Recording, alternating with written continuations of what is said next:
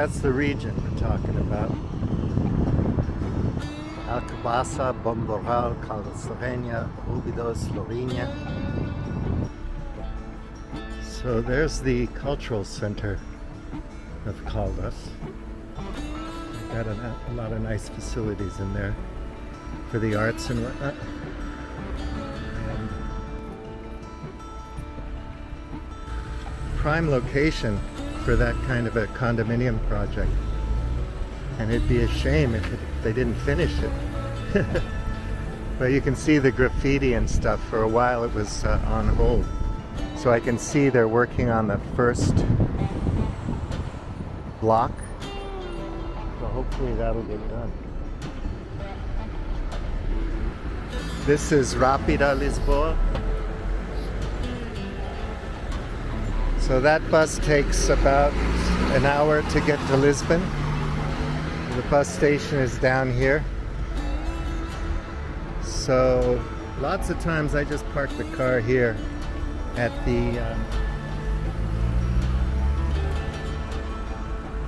culture center, and then it's safe and out of the elements, and I can hop on the bus and go to Lisbon for a couple of nights or whatever I need to do, and then come back, walk about a block, and I'm at the car.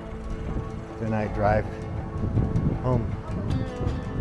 Oh, nice. Seamless flow. Kind of a nice mural there. So here we have it.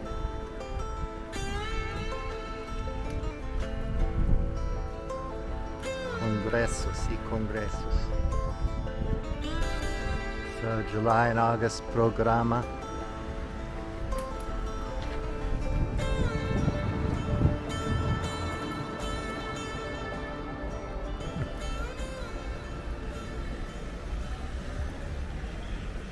It's a nice place though.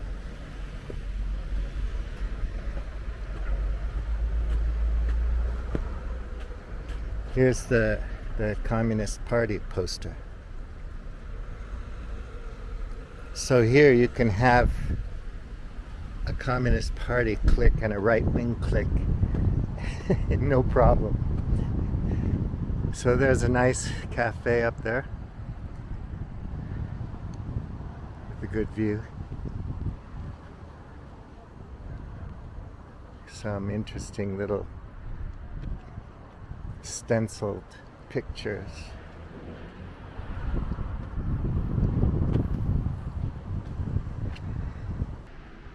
So they have an exhibition with lots of pictures.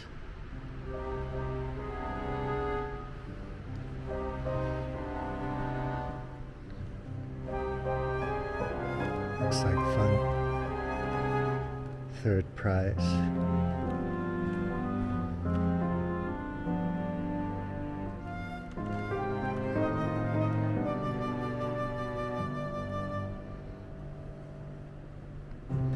That's interesting. Handcuffed with a mask. The terrorist motif is popular. And down here you have all your leaders. Malala.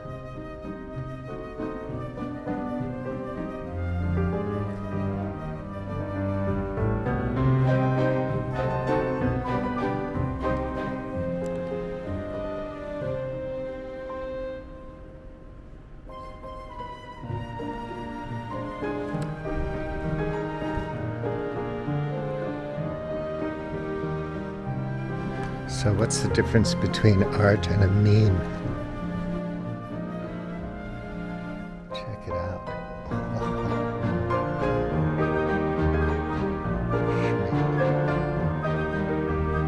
I like this Mark Zuckerberg thing. He's got all this money.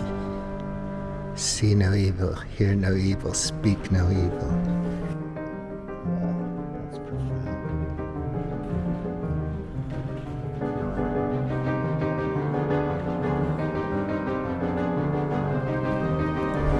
Good old Carl, smoking a spliff.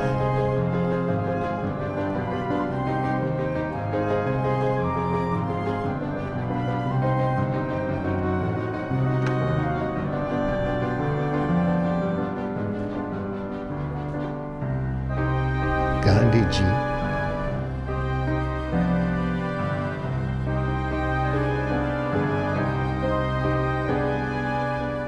This is kind of fun.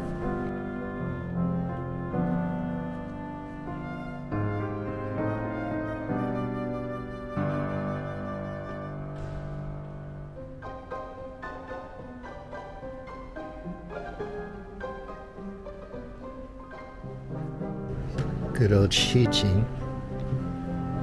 This is an interesting one. Putin is the stopper.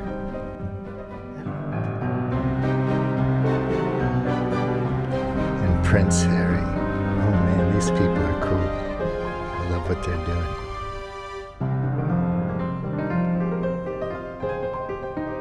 Oh my God. Look at she.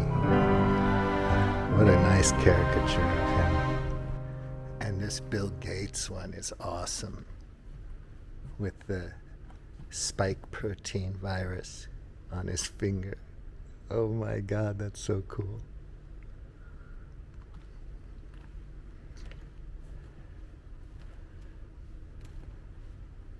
Wow. This is really fun.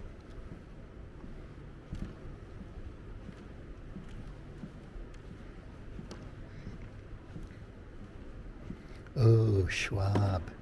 There you go. Great reset. You will own nothing and be happy, happy. See, people here are switched on to all this stuff.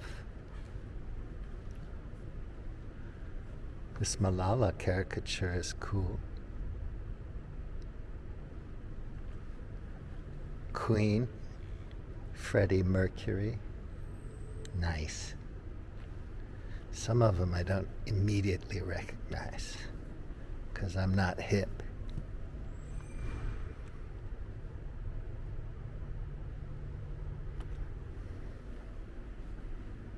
So, there's an upper floor. I'm really digging the music in here. And I love these movie posters.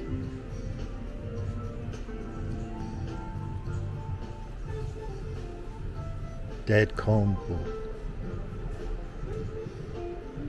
These are all, a lot of them Portuguese movies. Peking Acrobats, Rui Macena. Very cool. Then they have this, Upright. And you know what I'm tempted to do is just buy one of those bottles of wine. It's everywhere. There's some aromatic water that you can just have. Then they have a nice little configuration of what looks to me like good vino. Sweet.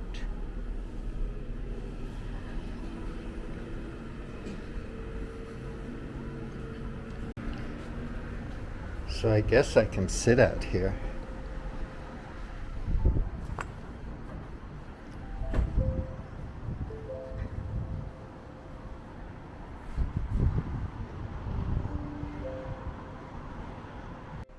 Hello folks. Now I'm sitting down at the Culture Center in Caldas da Rainha, and I broke, man. I have to have a glass of vino and a water.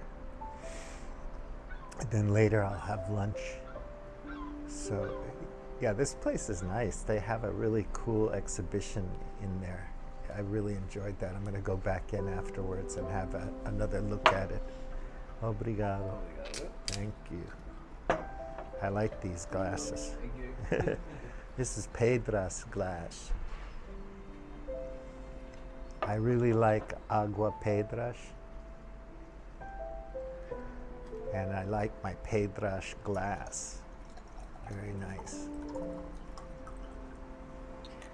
So, chin chin, my friends. Boa sorte.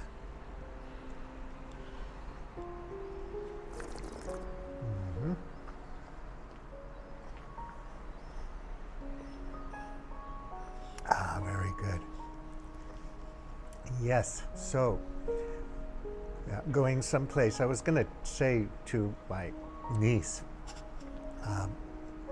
sometimes people ask me about, moving somewhere. And my answer is always that if you have a good network of people and family and business relationships and opportunities where you are, and you feel comfortable in that relationship with your community, then why leave? You're going to need people moving forward, I think, with things. The rate of change, okay, we can debate that all the time, but the magnitude and the impact of change is arguably greater than it used to be. So it's a lot to deal with, right? So if you have support networks to help you deal with things, then why would you leave them? In my life, I've gone to many places and started up again, developed friendships, chosen my family, created business networks, been opportunistic and created opportunities and done things to get along and survive. And like often said, I've never been banged up abroad, so I'm pretty lucky. But it's a lot of work to relocate. It's not an easy project. And for a lot of people, it might not be a good idea because unless you're very flexible and comfortable with, creating new relationships, building new networks, establishing yourself in a new place, there are hurdles that you have to overcome with visas and residencies and so on. Sometimes that costs money. So the whole, the whole like new finance mechanisms with blockchain and crypto and decentralized autonomous organizations and so on. These just aren't something that you can willy-nilly put together without resources. And if your resources are spread out all over the world, how can you count on these people? You don't have real relationships with them. So obviously it's through money, right? You have to pay people to have them care about what you're doing. And when you establish yourself in a community, you don't necessarily have to do that. Everything isn't a transaction. It's based on a relationship. It's based on trust. It's based on mutual consideration and love sometimes, And that's extremely valuable. And why would you want to lose that?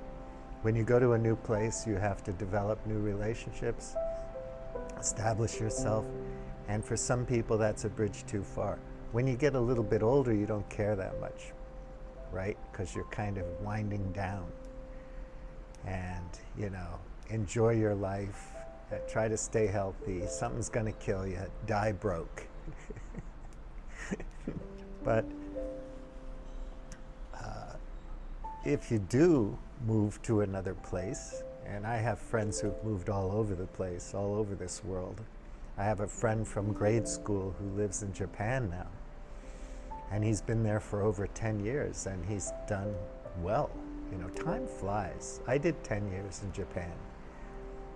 I did almost 18 years in China.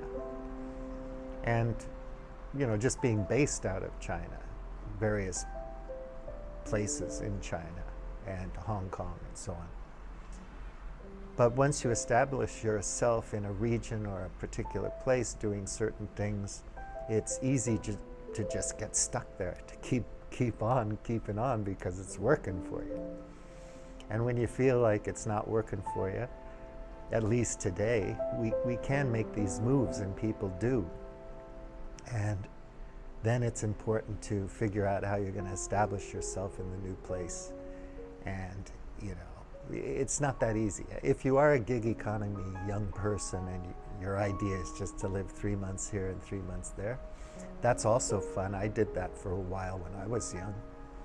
We didn't have smartphones or anything, but you could travel and work and go from place to place and have fun for a long extended vacation or walkabout. That's what I called mine, based on that Australian movie about this indigenous guy, Walkabout. It's a good movie. So yeah, I've been kind of walking about my whole life. There are places that are easier to get into, and depending on your background and where you come from, what citizenship you have and so on, there are different hurdles. But it's never impossible. And think about all the people that went to the United States and did well for the whole period of European history in the Americas, if you want to call it that. I mean, people just thrived, right? And they're continuing to go there, despite all the imperfections of the United States.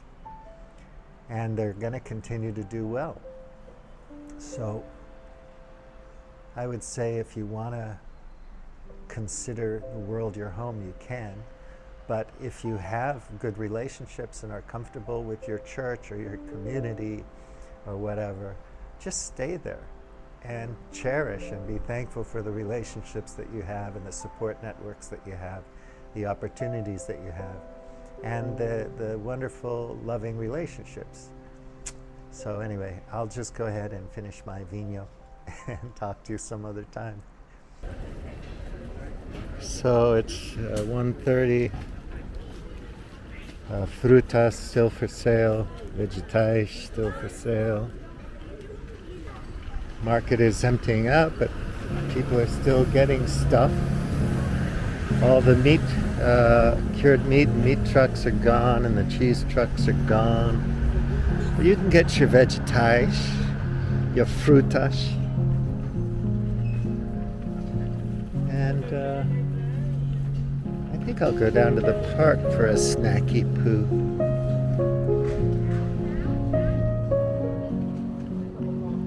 Yeah, so, oh, this is so good.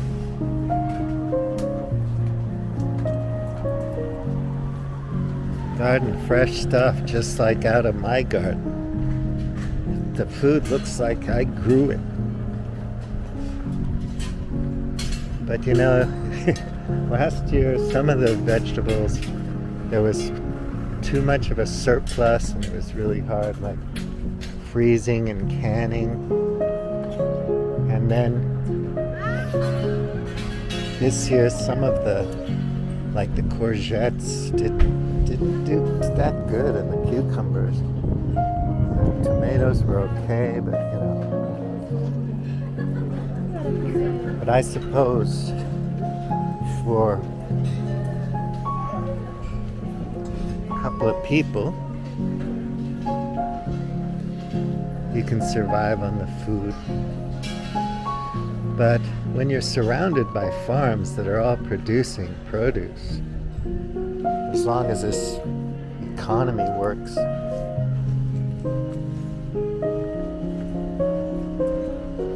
we're like, oh man, it's all good today.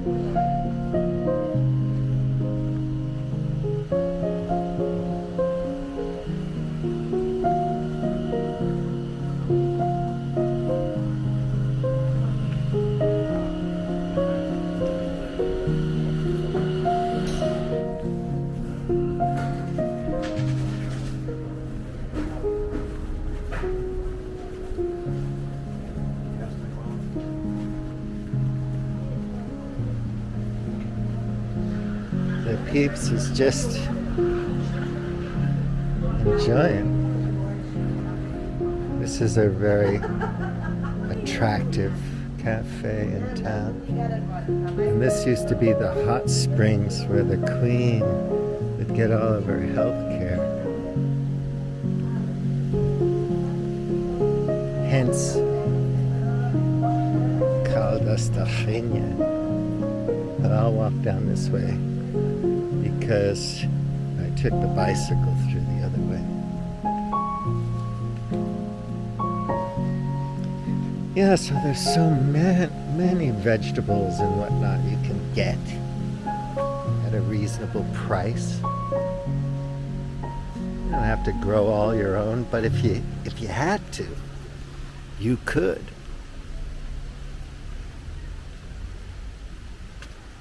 So if you can have really beautiful fresh tomatoes but can't get any Amazon deliveries, you know, would you be happy?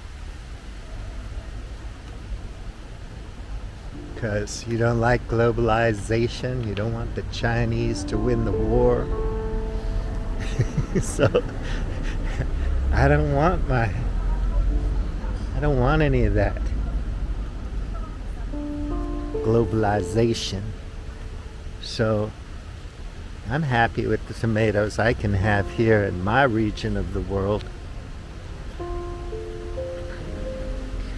even though I can't get the latest GU stabilizer or whatever thing you gotta get on the interwebs, the Alibabas. Oops, no, that's Chinese.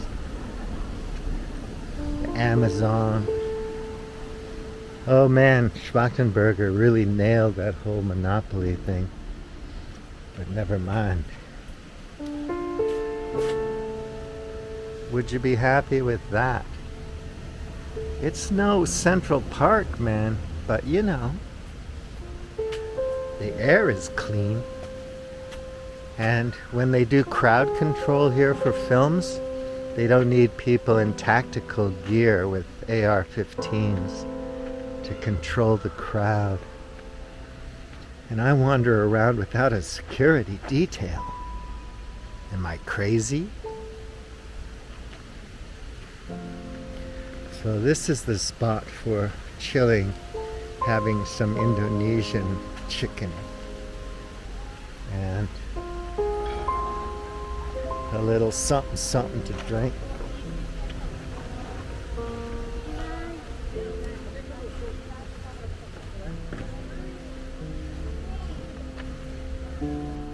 So this is my pad de relâchage. I can relax here, have a nasi goreng, and look at the park.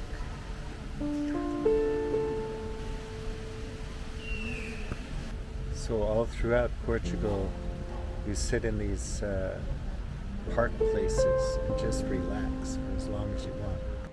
Different people have different preferences for things. You might be polyamorous. You might want your pronoun to be it. You might want to drink tea rather than wine. Why would you care what other people do if other people will let you do what you like to do? I'm not radically libertarian or anything like that, but I'm thankful that there's not a whole bunch of institutions and people and organizations telling me what I can like and can't like, dictating my preferences. If you want to live in a world where that's the reality, it's possible, could happen. But I'm very thankful that I can like what I like and do what I like to do, more or less, within the rules, and people don't care that much. I'm not going to get angry with people because they want to live differently or think differently. It seems like such an incredible waste of time and energy and heart. I just can't imagine it, you know? When people want to believe something they want to believe, it shouldn't make me angry. What we should pay attention to is how the overall game, the system works, and whether or not it trashes certain classes of people. And if we can live with that ethically and morally, okay. But maybe eventually there's a pushback and the mob gets angry and everything goes to hell. We've seen it all before.